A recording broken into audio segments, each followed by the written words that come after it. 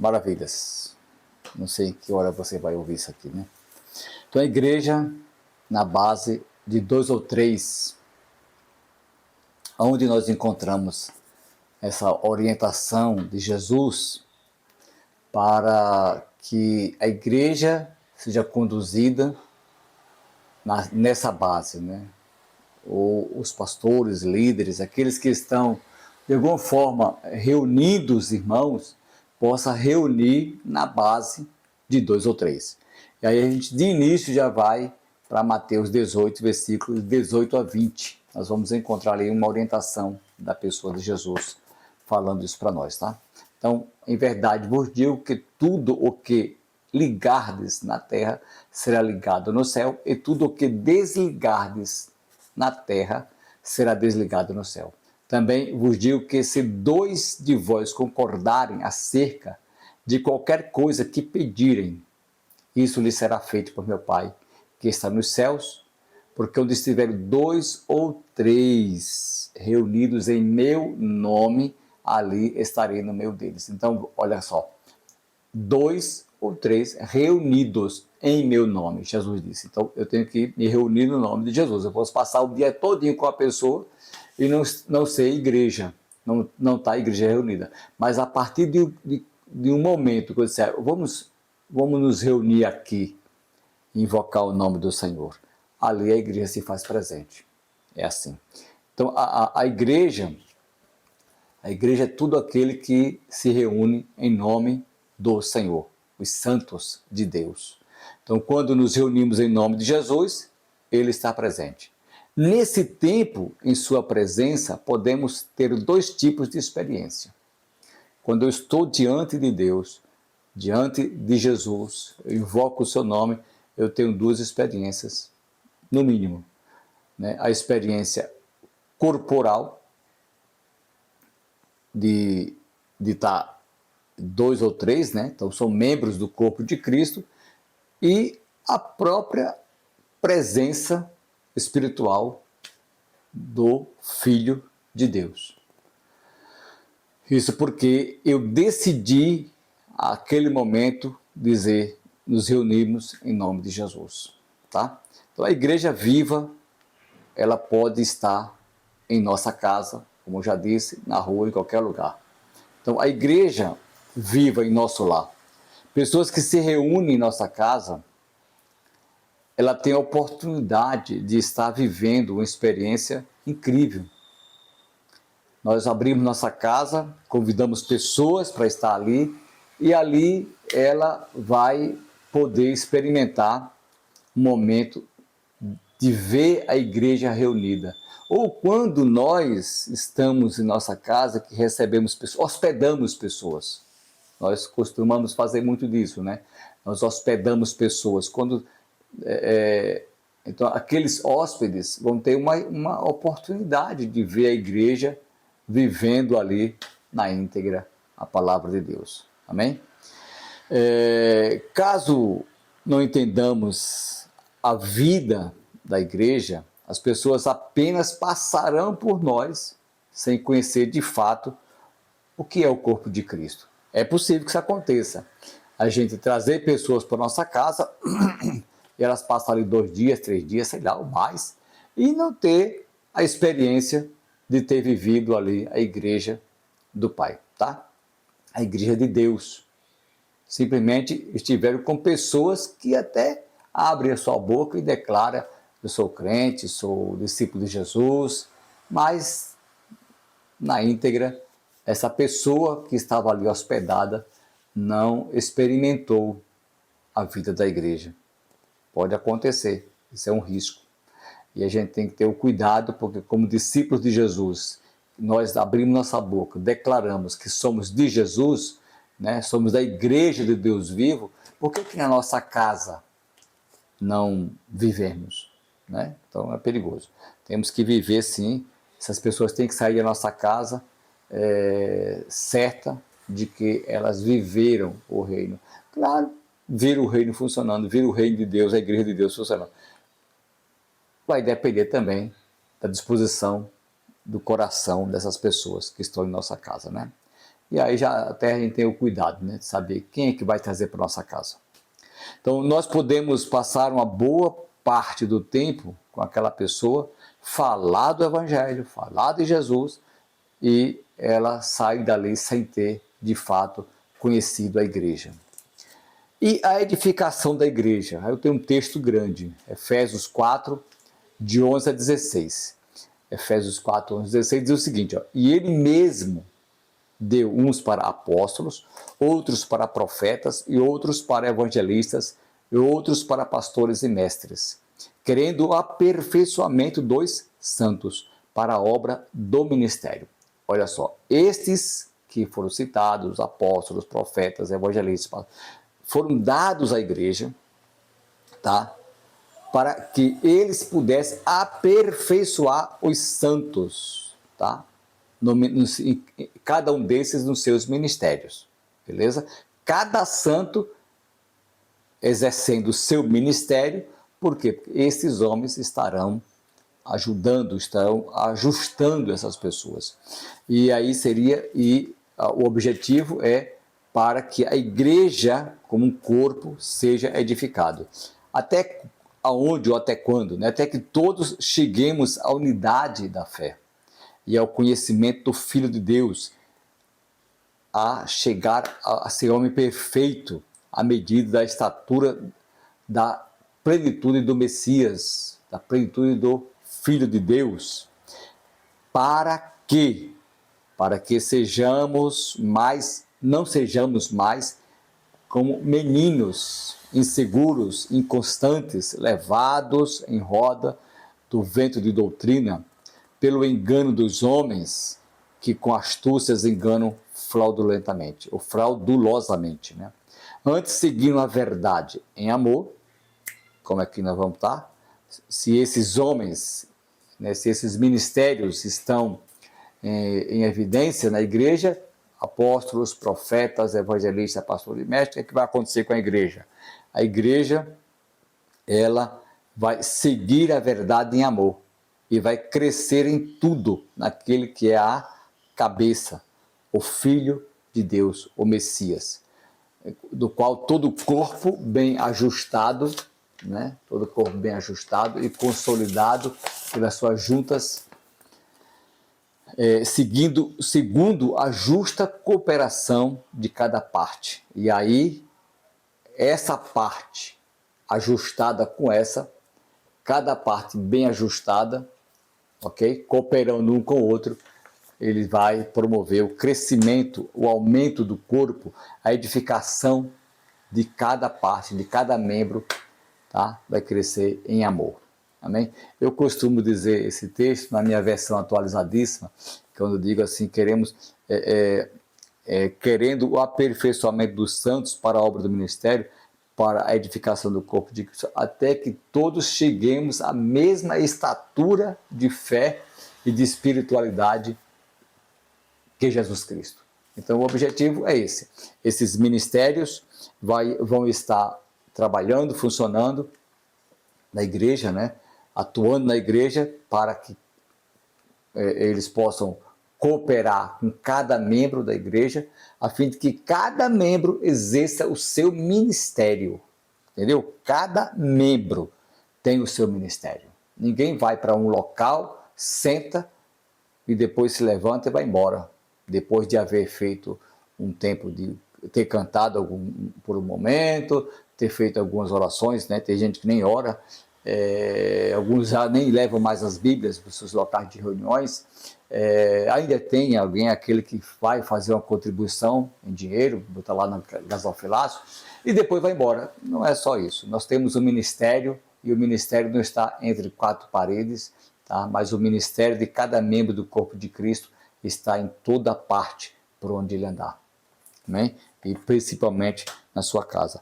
Quem é a igreja?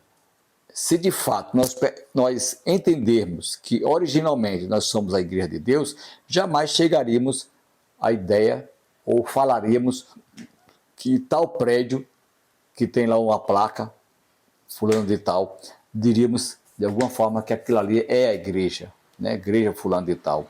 Jamais precisava dizer assim, eu vou à igreja ou eu vim da igreja, porque nós somos a igreja. Então existe uma confusão dentro da cabeça das pessoas. Ora, acredito que a igreja somos nós.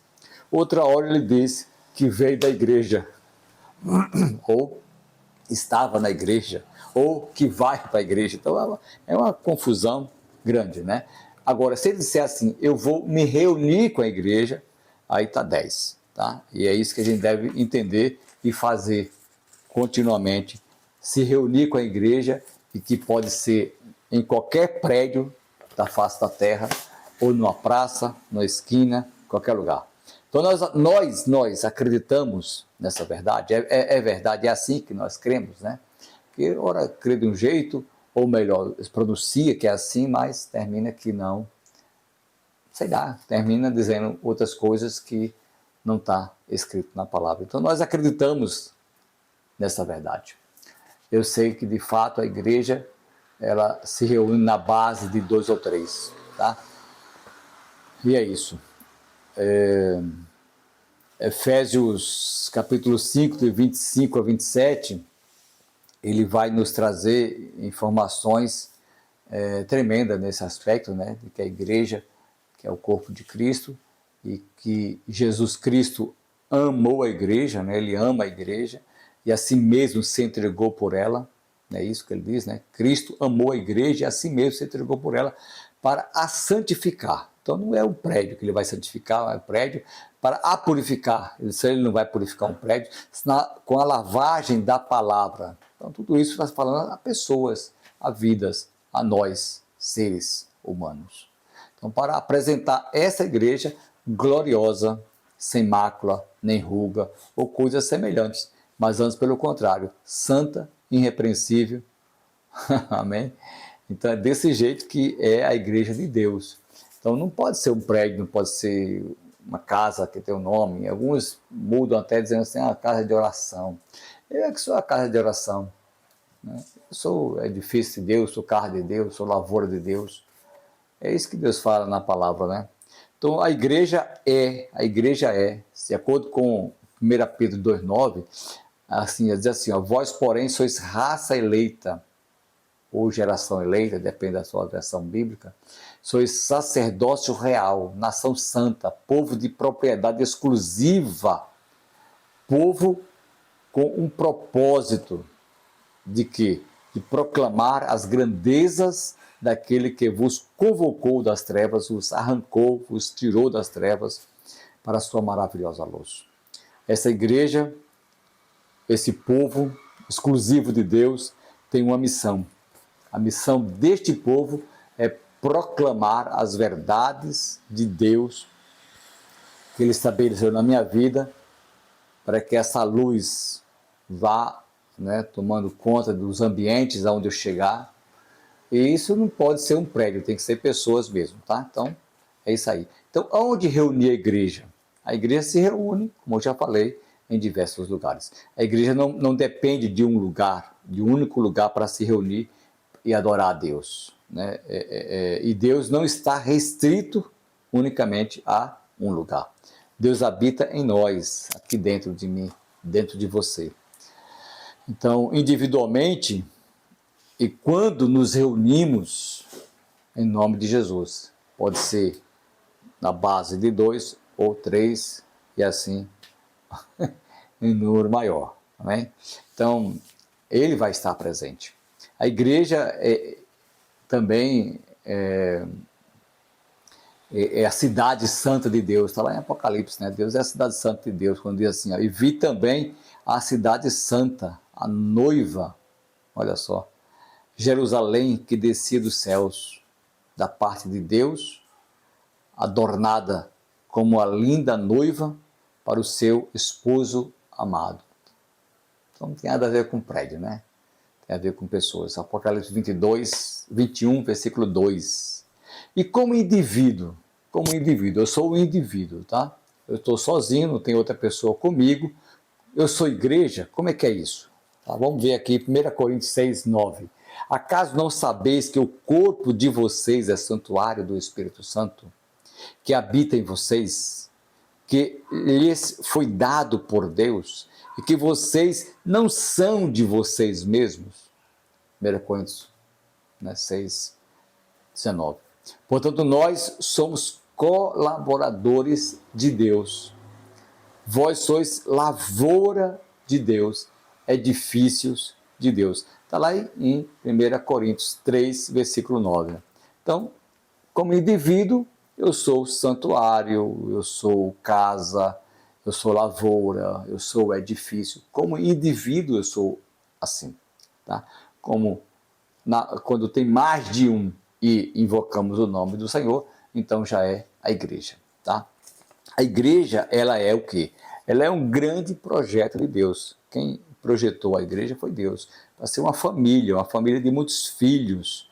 Para quê? Para o louvor da sua glória. É onde está escrito isso, Romanos capítulo 8, de 28 a 30. Para que, se ele diz em outros versículos, né, 1 Timóteo 3,15 diz assim, Paulo escreve dizendo para Timóteo, para que se eu tardar, fique ciente de como deve proceder a casa de Deus. E ele está falando da casa que não é aquelas paredes, o teto e aqueles objetos dentro dessa casa. Ele está falando das pessoas, tá? Então, a casa de Deus, que é a igreja do Deus vivo, a coluna e baluarte da verdade. 1 Timóteo 3,15. Se nós somos casa de Deus, podemos nos reunir em qualquer lugar, tá? Qualquer hora, e juntar pessoas, tá? Eu mais um, e mais outro, em qualquer lugar, em qualquer hora, em nome de Jesus. Amém? O que a gente encontra lá nos livros, né, das cartas de Paulo? Nós podemos abrir ali e ver muitas expressões falando que a igreja se reunia na casa de fulano, de ciclano. Então, foi em uma casa onde pela primeira vez Jesus ele foi adorado. E aí, entrando na casa, acharam o menino com Maria, sua mãe, e prostrando-se o adoraram. E abrindo seus tesouros, seus presentes, ofertaram-lhe dádivas, ouro, incenso, mirra. Mateus 2,11. Então, era uma casa onde tinha próximo ali aqueles animais, né? Por isso que o pessoal faz os presépios aí. E bota lá a vaquinha, as ovelhas, no curral, né? Numa manjedoura. Jesus estava lá numa manjedoura. Numa casa, num local, né? Uma casa dos animais. Mas lá estava Jesus. E Jesus também fez uma obra grande na vida da sogra de Pedro. Ela estava doente em casa, com febre, e Jesus curou. Aquela mulher estava acamada, podia ser que tivesse já dias, né, com febre, né, uma coisa que chamou a atenção. E aí ele foi lá e curou a febre, tirou a febre. A febre já é um sinal. Então, que doença a mulher tinha, ninguém sabe, ela foi curada. Pelo menos a Bíblia não fala da doença, né? Ele tocou naquela mulher e ela ficou curada. Está lá em Mateus capítulo 8, 14, 16. E onde aconteceu o derramamento do Espírito Santo? Ao cumprir-se o dia de Pentecostes, estavam todos reunidos no mesmo lugar. De repente veio do céu, como um vento veemente e impetuoso, encheu toda a casa. O vento de Deus, o Espírito soprou e veio sobre todos aqueles que estavam naquela casa. E todos foram, né, passaram a ser cheios do Espírito Santo. Todos aqueles que estavam ali assentados e passaram a falar em outras línguas, segundo o Espírito lhes concedia que falassem. Eles estavam reunidos numa casa. Tá? Está lá em Atos capítulo 2, versículo 4. O que a gente quer dizer? Né?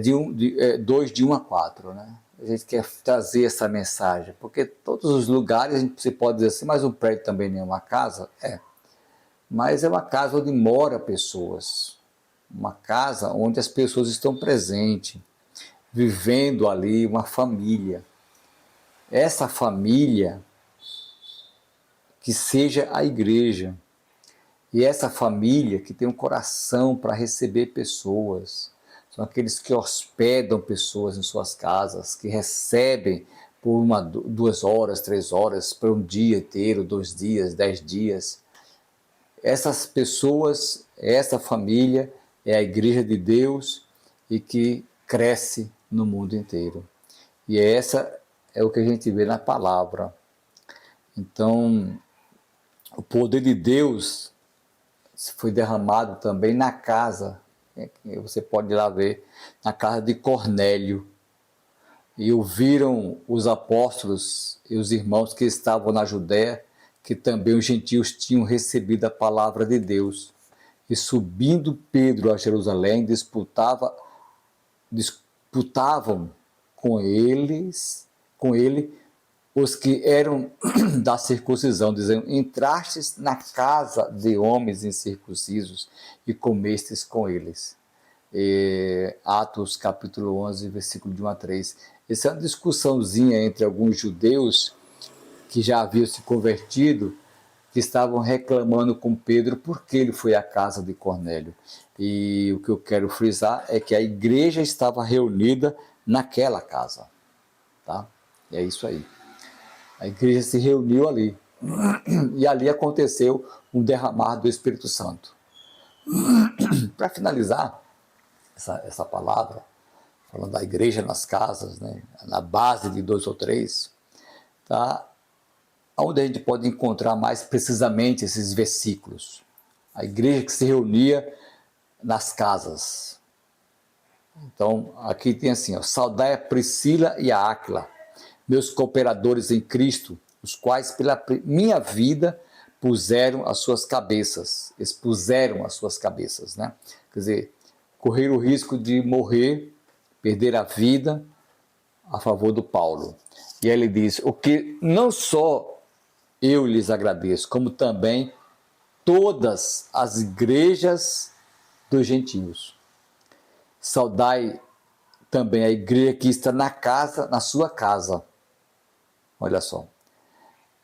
Saudai a Epíneto, meu amado, que é as primícias da Acaia em Cristo. Romanos 16, 3 a 5, 1 Coríntios 16, versículo 9. As igrejas da província da Ásia enviam saudações. Áquila e Priscila vos saúdam efetuosamente no Senhor, e também a igreja que se reúne na casa deles. Então, massa, né? Isso aí. Colossenses 4:15, Filimão 1, 2 e Atos 28, 30, 31. Todos esses textos vão mostrar para a gente a igreja que se reunia nas casas. Então, amados, a igreja nas casas se inicia muito facilmente. Tá? Ela serve, você pode convidar alguém, e aí você ali serve um chá, serve uma refeição, serve alguma coisa, né? Cada um leva, se você já tem costume de fazer. Por exemplo, semanalmente eu me reúno com os irmãos aqui no Recife, né, em Jaboatão mais precisamente, e nós vamos jantar na casa de um dos irmãos que a gente escolhe ir, e quando a gente está lá, eu levo a minha refeição, né, eu e a Aninha, minha família, o casal que vai também leva a sua refeição, e outros que vai conosco também leva as suas refeições, a casa que nos recebe também já tem sua refeiçãozinha pronta, nos juntamos, nos alimentamos e adoramos ao Senhor, e oramos e ministramos a palavra, tem uns testemunhos, tem uns cânticos, uma maravilha que acontece ali.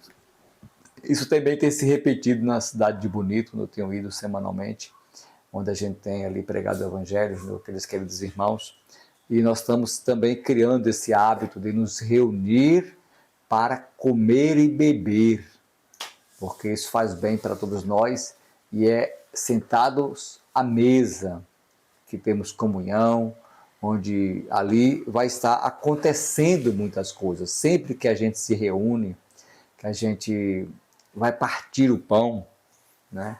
E lá em Atos vai falar assim, que partiu o pão de casa em casa.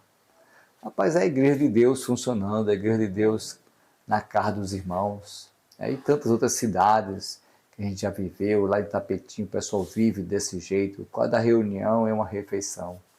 Né? Se reúnem para comer e beber e tratar dos assuntos da igreja. E é isso.